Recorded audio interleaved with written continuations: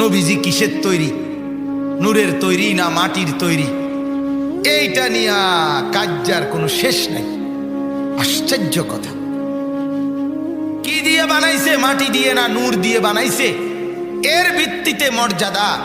আল্লাহর কোরআন পুরাটার মধ্যে অগণিত আয়াত আল্লাহ তাআলা রাসূলের মর্যাদার জন্য আল্লাহ তাআলা নির্ধারণ করে বলে রাখছেন। হাদিসে নবীজির অগণিত মর্যাদা আল্লাহ তাআলার পক্ষ থেকে নবী শুনাইয়া রাখছেন। এরপরে আমনে একটা ইডার লাইকে তো মাথা ব্যথা হইয়া গেল কামনে। কথাটা বুঝছেন না আপনি?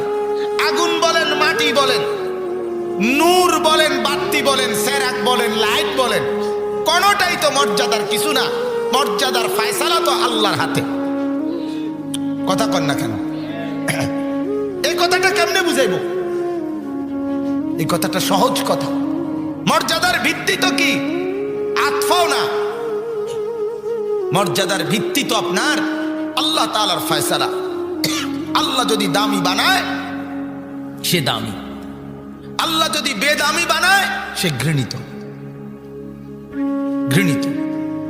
হযরতে বেলাল রাদিয়াল্লাহু তাআলা আনহু তিনি যখন মক্কা বিজয়ের সময় কাবা ঘরের ছাদে আল্লাহ রাসূল সাল্লাল্লাহু আলাইহি ওয়াসাল্লাম ওনাকে বলছিলেন,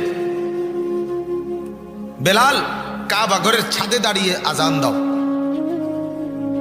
হযরতে বেলাল কাবা ঘরের ছাদে উঠে আজান দিচ্ছিল। মক্কার কুরাইশ কাফেররা চতুর্দিক থেকে তাকাইয়া বলতেছিল, আহ মুহাম্মদ, চোখের সামনে আমগরে কি বড় বেইজ্জতিটা করলা।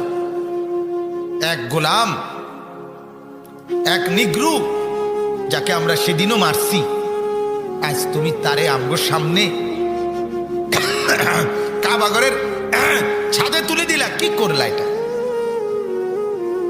তখন আল্লাহ তাআলা কোরআনুল কারীমের মধ্যে বলছে, নবী, এটা মুয়াজ্জিন মসজিদের ছাদে উঠে আজান দিচ্ছে, আর বেঈমানরা বলতেছে এটা বেইজ্জতি করছে কাবা ঘরকে, আর ইজ্জত